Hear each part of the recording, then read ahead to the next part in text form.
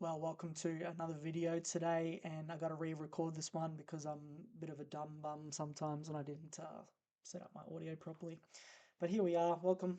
Now, what I want to talk about a little bit today, if you're new to cybersecurity or you want to get some tips on how to protect yourself, maybe you have a disability or maybe you're getting older and you want to travel a little bit or you just want to learn more about what's out there to protect yourself. Maybe recently you've been a victim of some kind of scam. I do want to talk about one of the most common scams that all of us face on a daily basis. They're annoying as, and they're more and more common than ever, and that is phishing. So, going to go into a little talk about phishing, and then we're going to show you the other side of phishing, what it looks like from an attacking perspective. Okay, so phishing in a nutshell is a form of what we call in cybersecurity social engineering. It's manipulating someone to get a desired result. So, you get an email from the ATO saying that, your tax is overdue. Click here to enter your details, and then next minute, you've just given away all your private information to some strange website or link without even realizing. And this is how things like identity fraud occur, how people have their bank accounts compromised.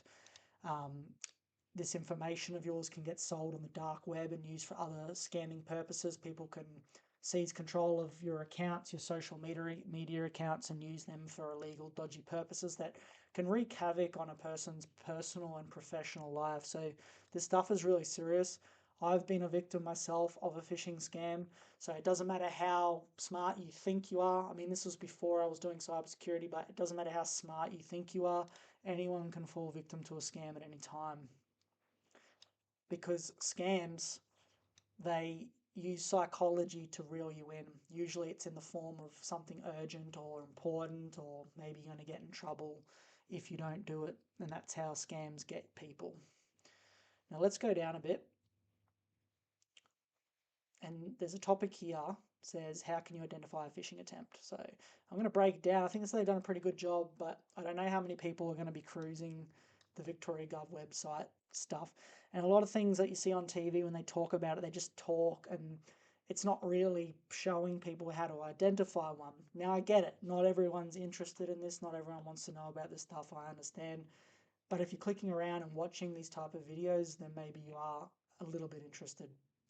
So let's break it down. So we've got an email, all right? First of all, let's look at it closely. We've got afu@gmail.com, all right? The first thing here that would be suspicious is it's a Gmail account.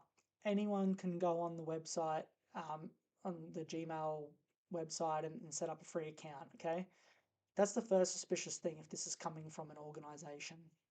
The Australian Fisheries Union. I don't think a representative of the Fisheries Union is going to have a Gmail email account. They might, but that would be my first thing to you. Okay. Well, I don't think an email that's going to be addressed to you. It's going to have your name. Then they're going to say something like this: an important update regarding your union membership. So here's the bait. This is where they bait you in, because no one wants to end up with a fine in the mail. No one wants to get in trouble with the law. No one wants to get dragged before the courts if they don't have to be. And this is the first thing that they do. This is where the heart rate, this is where the fear sets in, right? This is a very crucial detail, important thing to realize with phishing, is that the moment that fear grips you is the moment that you lose the ability to start looking at things with a critical eye. The next thing is here is now they're going to try and redirect you, right? This is just an email. This in itself is harmless. They probably send them out to thousands of people. But here is a link. And this is where they're going to try and get you to click. And it's going to take you to what's called a cloned website or a fake website, where they're going to get you to enter your details. Once you enter your details are going to be harvested. They're going to be collected and sent back to the host of the scam. Okay. Another little tip to look forward to, without going into technicalities or without going into too many details, is notice the beginning of the link. It says HTTP. Now, I'm not going to explain networking, but HTTP should raise a red flag. What we want to see is, if you look up here in my web browser, you can see, if I highlight it, you can see HTTPS, right? Now, HTTPS, the S stands for secure. That's all you need to know for now. We don't need to worry about the other details. Just think about that. However, that doesn't mean every website we click on with a HTTPS is secure and we should go into it. We should check that, and I'll show you later how to check.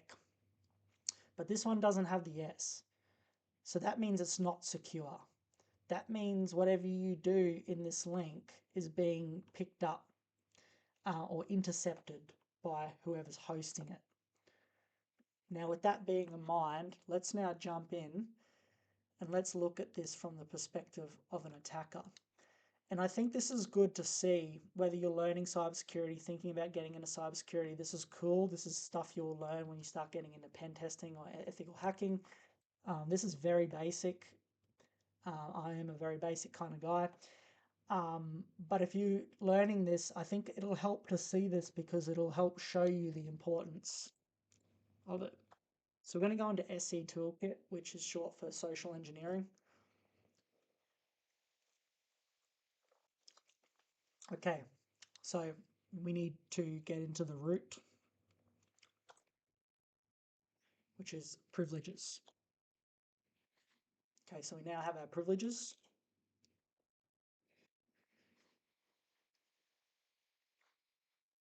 Here we are. Now we have some options, okay? Now I'm not going to waste time, because I'm not sure who's going to be watching this video, but let's just say you are someone who was just curious. We're just going to, for the sake of time, go social engineering, website attack vectors, number 2. And then we're going to go 3, credential harvester attack method.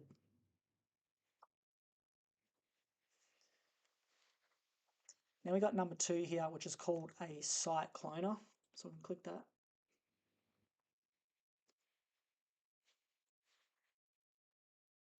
Now it gives us a little IP address that we can use here. There are some networking rules around why this works and how it works.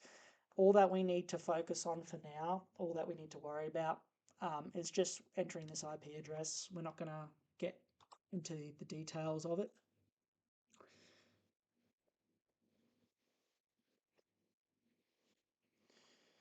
And now we can choose the HTTPS protocol or the HTTP, right? So we're going to stick with the HTTP. And now it wants us to give us the website that it wants to clone. So I would choose a website that a lot of people use and that that's going to be popular. So we're going to go with Instagram as an example. Okay, it's done. So we've set up our cloned site now. So what we need to do is we're going to copy our IP address here.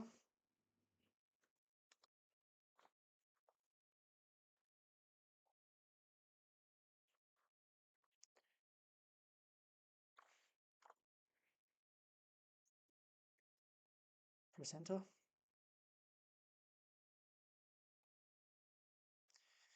And it looks pretty good. I mean, that almost looks exactly like Instagram. Maybe someone with a bit more attention or eye for detail might be able to notice the subtle differences, but that looks like Instagram to me. So I'm going to minimize that. Now notice that since I've clicked into this, the connection that I've made, that information is now feeding back to my terminal because I have a connection now. Whoever connects to this website connects to this. Right? Now I'm going to go back in here. Now let's just say for a minute that I'm the victim, and I just think, okay, I want to go on Instagram, or I want to reset my account, or whatever the issue the email has brought up. Billie Jean. And then whatever, Simpson 42138 174. Got a really strong password. That's interesting. My password didn't work. And this is what credential harvesting false links will usually do. They'll usually just spit back at you saying, oh, there was a problem. Please enter your details again. What has actually happened, if we go back over to our terminal here, is, sorry about that bit of a delay, but there we go. So username, Billie Jean, and our password. And it doesn't matter how good your password is, if it's not encrypted, if it's not hidden, if that's your password in plain text being captured. So there you go. This can be turned into a report. Anything, any information you enter now on that fake website page will be sent back, will be captured. So there you go. A little insight into how credential harvesters work, how phishing works in general. So now knowing that, you see how easy it is to set up one of these, why phishing scams are so common. This is a free tool. I download this in 5 minutes, this VM, this Kali virtual machine, this operating system, and with one change of a password and just activating this, I've created that credential harvester. That link can be put into an email and sent out to a database of thousands, hundreds of thousands of emails, and it would just be a matter of collecting as much credentials as I could, which can be put into a report, and then can be filtered to find the information that you need. So anyway, I hope you enjoyed that. One little bonus thing I'll suggest before you head off is that if you're ever concerned about a link for any reason, it's always good to run it through this program here. So this is called virustotal.com. If you're ever suspicious about something, use a website like this and run it through. And if the database has information on that particular URL, it will generate information down here. So this is YouTube. YouTube is coming back all clean because we know YouTube's a good website. It's run properly. It's secure. No issues. But if you're seeing crosses and problems, then you would start to think, okay, someone has reported this URL as being, pardon me, as potentially dodgy. So a little tip to use, just because something does say it's safe too, it always pays to double check.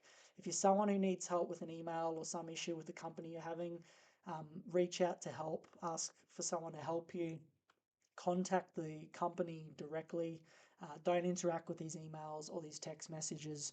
Even if they are legit, doesn't hurt to have a second look, and to always reach out and contact directly the company to make sure you're dealing with who you think you're dealing with. Unfortunately, with AI now and technology, not trying to scare people, but scams and phishing scams are going to get a lot more sophisticated, a lot more advanced. So we need now more than ever to be very mindful of these things. So thank you for watching the video. I do appreciate it. Feel free to comment below. Feel free to watch back if you want to practice doing that site cleaner for yourself. It's just for educational purposes to show how it's done. Doing this stuff in a way that's unethical and illegal, that is a little dodgy. So yeah, I'm not encouraging people to do that. But this is a good education anyway. Thank you for watching, and we'll see you on the next video.